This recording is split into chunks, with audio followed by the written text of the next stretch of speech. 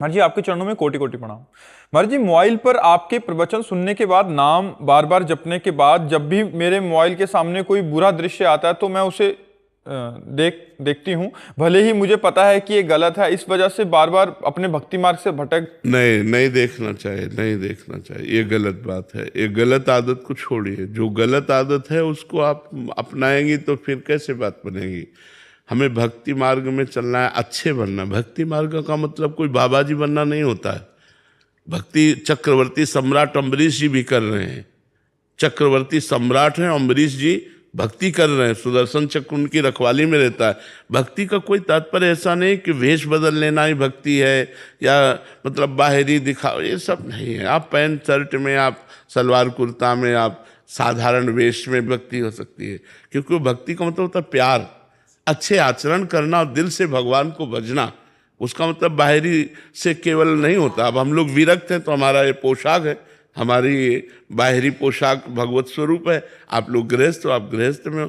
लेकिन हमको गलत आचरण जो हम जानते हैं गलत है, अगर आप गलत दृश्य देखोगे तो गलत आचरण करने का मन होगा कि नहीं होगा, उसमें रुचि होगी कि नहीं। तो गलत आचरण करोगे तो फिर भक्ति का मतलब क्या रहा।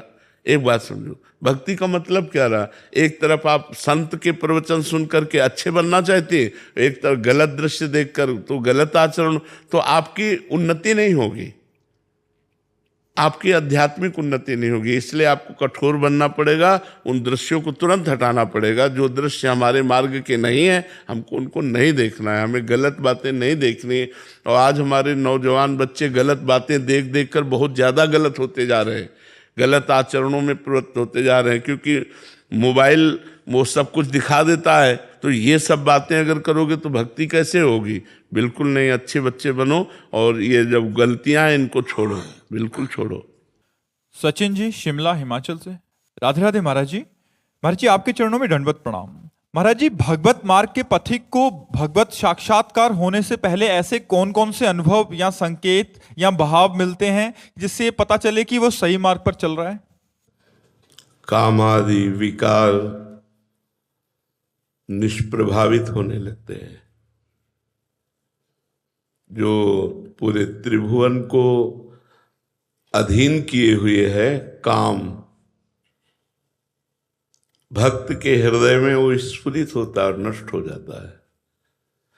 जब काम का आकर्षण,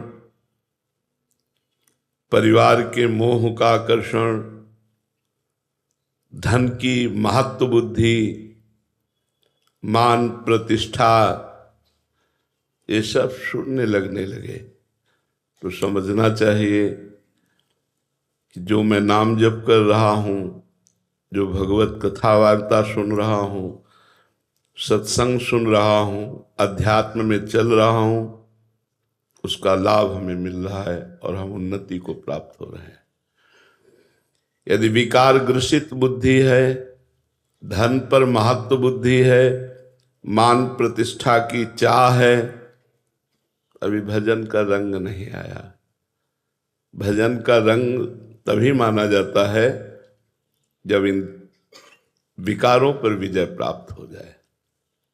काम क्रोध मद मान न मोहा, लोभ न क्षोभ राग नहीं द्रोहा, जिनके कपट दम्भ नहीं माया, तिनके हृदय बसहु रघुराया।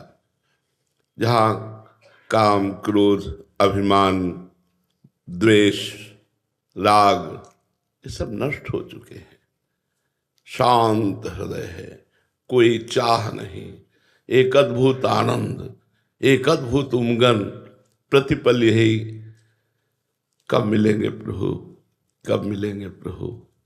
तो समझना चाहिए कि हमारा मार्ग बहुत ठीक है और हम उन्नति को प्राप्त हो रहे हैं। अगर कंचन कामनी और कीर्ति में हमारी प्रियता है तो अभी भजन हमारा रंग नहीं लाया। कामनी प्रिय लगे, धन प्रिय लगे, मान प्रतिष्ठा प्रिय लगे तो समझना चाहिए अभी मार्ग ठीक नहीं है। अभी अध्यात्म मार्ग में हमारी उन्नति नहीं हो रही। अध्यात्म मार्ग में उन्नति तभी मानी जाती है जब इन तीनों पर हमारी अनासक्त बुद्धि हो जाए। न कंचन में, न कामिनी में, न मान प्रतिष्ठा कीर्ति में। तब हमारा भजन सफल माना जाएगा। निरंतर भगवत स्मृति, विकारों पर विजय और मान मदादि का त्याग। समझ पा रहे हैं आप?